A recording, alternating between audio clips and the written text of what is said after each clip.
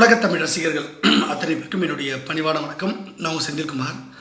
இந்த பதிவை நம்ம பார்க்குறதுக்கு முன்னாடி முதல்ல நம்முடைய இந்த புதிய சேனல், அதாவது பிஜேபி கிங் மேக்கர் அப்படின்னு ஒரு புதிய சேனல் என்னுடைய நண்பர் ஆரம்பிச்சிருக்காரு. ஸோ அந்த நண்பருடைய முயற்சிக்கு மிகப்பெரிய ஒரு பாராட்டுக்களை நான் தெரிவிச்சுக்கிறேன். அது மட்டும் இல்லை, இப்போ அண்மையில் நம்முடைய தமிழக பாரதிய ஜனதா கட்சியினுடைய மாநில தலைவராக மரியாதைக்குரிய அண்ணன் நயினா நாகேந்திரன் அவர்கள் தேர்ந்தெடுக்கப்பட்டிருக்காங்க. ஸோ அது அவருக்கு அவர் மிகப்பெரிய நல்ல செயல்பாடுகளை செய்யவும், இந்த கட்சியை மிகப்பெரிய அளவில் வழி நடத்தவும், மிகப்பெரிய அளவில் வெற்றியை பெறவும், நம்ம பாஜக தமிழ்நாட்டில் ஆட்சி அதிகாரத்துக்கு இடம்பெறவும் மிகப்பெரிய வாழ்த்துக்களையும் மிகப்பெரிய சந்தோஷத்தையும் நான் வெளிப்படுத்திக்கிறேன். ஓகே, இன்றைக்கு பதிவுக்குள்ள நம்ம போவோம். எனக்கு கொஞ்சம் த்ரோட் இன்ஃபெக்ஷன், ஸோ அதனால் நான் பேசும்போது கொஞ்சம் வாய்ஸ் இதுவாக இருக்கும், கொஞ்சம் அட்ஜஸ்ட் பண்ணிக்கோங்க. பார்க்குற நம்முடைய காவி சொந்தங்கள், ஓகேவா? பாரதிய ஜனதா கட்சி தமிழ்நாட்டில் ஆட்சியை பிடிக்கிறதுக்காக பல்வேறு வியூகங்களை நான் அமைச்சு கொடுத்துருந்தேன்.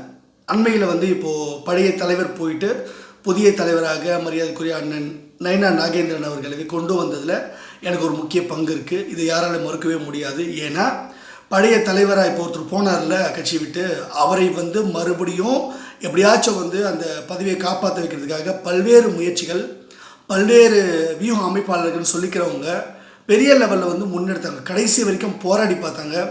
ஆனால் அவங்க முன்னாடி அவங்களுடைய வியூகங்கள் என்னுடைய வியூகத்துக்கு முன்னாடி எடுபடலை.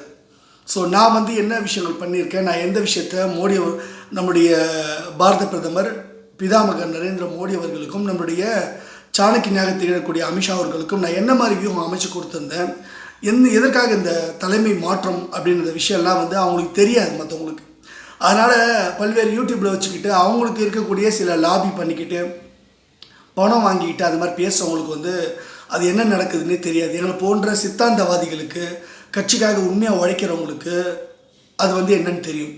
ஆக்சுவலாக இந்த தமிழக பாஜக தலைவராக மரியாதைக்குரிய அக்கா வானதி சீனிவாசன் அவர்கள் தான் வந்திருக்கணும். அவங்க தான் பெயர் பட்டியலில் நம்பர் 1 இருந்தாங்க.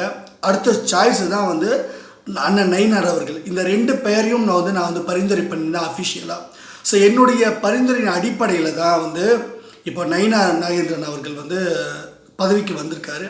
ஸோ அவர் சிறப்பாக செயல்படுறதுக்கு என்னுடைய எல்லா ஒத்துழைப்பும் நான் மட்டும் இல்லை, நம்ம கட்சியில் இருக்க எல்லோரும் தரணும். பழைய விஷயங்களை மறந்துட்டு புதிய நல்ல விஷயங்களை நம்ம நோக்கி செயல்படணும். சரி, ஓகே. இப்போ இந்த அவர் பதவி கொண்டு வந்ததுக்கு காரணமே திமுகன்ற தீய சக்தி ஆட்சியை தமிழ்நாட்டில் அகற்றுறதுக்காக தான்.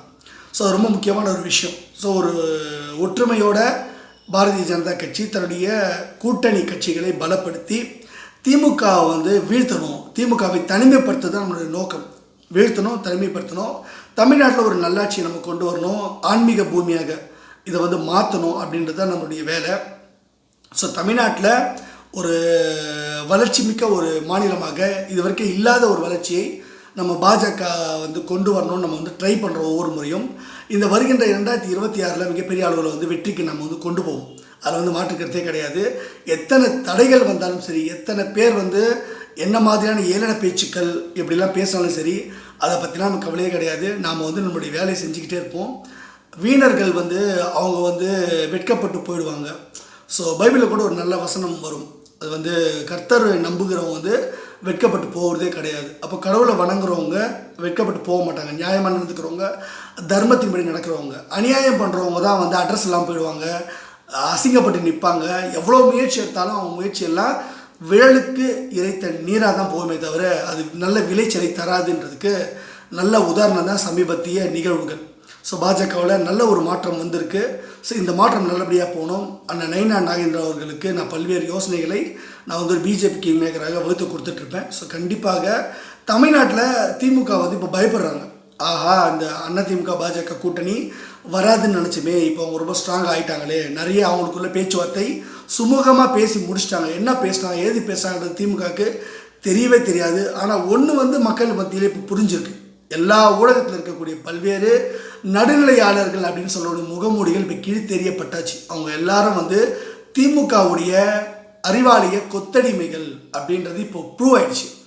திமுக அறிவாலயம் போடக்கூடிய எலும்பு துண்டுக்காக பல்வேறு நாய்கள் குறைச்சிக்கிட்டே இருந்தது. அந்த நாய்கள் எல்லாம் தங்களை தானாக வந்து வெளிப்படுத்திக்கிச்சு. இந்த லக்ஷ்மணன் ஒருத்தர் வந்து பேசுவார், அவர் வந்து இந்த யூடியூப்பில் அவர், அப்புறம் வந்து கஜேந்திரன் ஒருத்தர் பேசுவார் சகோதரர், அப்புறம் இந்த செந்தில்வேல் அவர் தான் அண்டானி திமுக அண்டான்னு சொல்லிக்கிறவர் அவர், அப்புறம் இந்த லக்ஷ்மின்னு ஒரு பத்திரிக்கையாளர், அப்புறம் தராசு ஷாமன், அவங்களாம் வந்து திமுகவுடைய இவங்கன்றதை காமிச்சிட்டாங்க.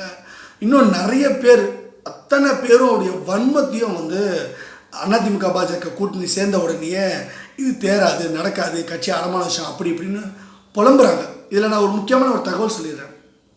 மரியாதைக்குரிய அண்ணன் புகழேந்தி அவர்களோ, அதிமுகவை சேர்ந்த புகழேந்தி அவர்களோ, டிடிவி தினகரன் அவர்களோ, அதுக்கப்புறம் வந்து சசிகலா அம்மா அவர்களோ, ஓபிஎஸ் அவர்களோ, அப்புறம் வந்து கேசி பழனிசாமி அண்ணன் அவர்களோ, நீங்களாம் வந்து இதை வந்து முதல்ல வரவேற்பு கொடுங்க. இதை வந்து நீங்கள் எதிர்த்து பேசாதீங்க. எடப்பாடி அவர்கள் வந்து மரியாதைக்குரிய எடப்பாடி அவர்கள் வந்து உங்களெல்லாம் ஏற்றுக்க மாட்டேன்னு அவர் வந்து அப்படி சொல்லலை. அவர் சொல்கிற கணக்கு வேறு, அது உங்களுக்கு புரியல. அதனால் வந்து நீங்கள் வந்து தவறாக புரிஞ்சுக்கிட்டு இது பண்ணாதீங்க. அதிமுக பாஜக சேர்ந்தது அது வந்து தமிழ்நாட்டில் அதிமுகவை வெற்றி பெற வைக்கிறது தான். பல்வேறு வியூகங்களை நான் அமைப்பேன். இது எடப்பாடி அவர்களுக்கு தெரிஞ்சு அவருடைய விருப்பத்தின்படி தான் இந்த விஷயம் நடந்திருக்கு. அதனால் வந்து செந்தில்குமார் யார், நான் என்ன பண்ணியிருக்கேன் அப்படின்னா எடப்பாடி அவர்களுக்கு தெரியும். இதில் கூடுதல் தகவல் என்னன்னா, இப்படி ஒரு விஷயம் நடக்க போகுதுன்றதை முன்கூட்டியே மரியாதைக்குரிய ஸ்டாலின் அவர்களுக்கு தெரியும்.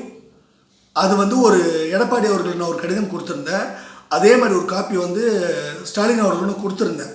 அவர் வந்து அதை முன்னெடுக்க தவறிட்டார். அதனால தான் வந்து ஒரு சிக்கல்.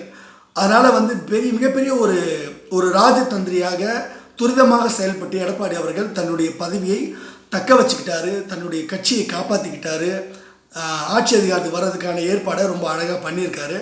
அந்த விதத்தில் எடப்பாடி அவர்கள் வந்து சமயோஜித புத்தியோடு நடந்துக்கிட்டாரு அப்படின்னுக்காக அவருக்கு ஒரு வாழ்த்துக்களையும் தெரிவிச்சுப்போம். ஸோ கண்டிப்பாக திமுக ஆட்சி அதிகாரிகள் அகற்றப்பட்டு பாஜக அதிமுக கூட்டணி விரைவில் இங்கே ஆட்சியை பிடிக்கும் அப்படின்லாம் மாற்று கருத்தே கிடையாது. பல்வேறு விஷயங்களில் இந்த சேனலில் வந்து உங்களுக்கு நிறைய அப்டேட்ஸ் வந்து நான் கொடுக்குறேன். எந்த தொலைக்காட்சியும் எந்த பத்திரிகைகளும் சொல்லாத விஷயங்களை நான் உங்களுக்கு முன்கூட்டியும் சொல்கிறேன். அதே மாதிரி பல்வேறு ரகசியங்களையும் நான் உங்களுக்கு சொல்கிறேன். ஏன்னா அஃபிஷியலாக நான் அதை அறிவிப்பேன் பிஜேபி சார்பாக. ஏன்னா எனக்கு தான் தெரியும், பிஜேபியில் எந்த சீனியர்ஸ்க்கும் தெரியாது. சில சீனியர்களை தவிர, சில 1-2 நபர்களை தவிர மற்ற யாருக்குமே என்ன நடக்க போகுது, யார் தலைவராக வரப்போ தெரியாது. நயினார் அவர்கள் மரியாதைக்குரிய அண்ணன் நயினார் அவர்கள் வந்து தேர்ந்தெடுத்துக்கு முன்னாடியே நான் ஒரு பதிவு கூட வந்து இன்னொரு சேனலில் போட்டிருப்பேன். அந்த பார்க்காதவங்க அந்த சேனலில் போய் பாருங்கள், லூஸ்டாக் தமிழ்னு ஒரு சேனல், அதில் போட்டிருப்பேன். ஸோ அவர் தான் வந்து தலைவராக தேர்ந்தெடுக்கப்பட்டாச்சு, மோடி அவர்கள் முடிவு பண்ணிட்டார் அப்படின்றது. இது அமித்ஷா அவர்கள் முடிவு கூட கிடையாது. மோடி அவர்கள் முடிவு, பிதாமகன் நரேந்திர மோடி அவருடைய முடிவு. அதை அமித்ஷா அவர்கள் செயல்படுத்தியிருக்காங்க, அவ்வளோதான், வேறு விஷயமே கிடையாது. ஸோ இனிமேல் வந்து பழைய விஷயங்களை பற்றி பேசாமல் இனிமேல் நம்ம ஆக்கப்பூர்வமாக என்ன செய்ய போகிறோம், எப்படிலாம் நம்ம செயல்பட போகிறோம், அதுக்கான என்னென்ன வியூகங்கள் அப்படின்றத பற்றி நான் உங்களுக்கு அடுத்த இதில் வந்து சொல்கிறேன். இந்த பதிவு உங்களுக்கு பிடிச்சிருந்தா சேனல் லைக் பண்ணுங்கள், ஷேர் பண்ணுங்கள், சப்ஸ்கிரைப் பண்ணுங்கள். Thank you and Jai Hind.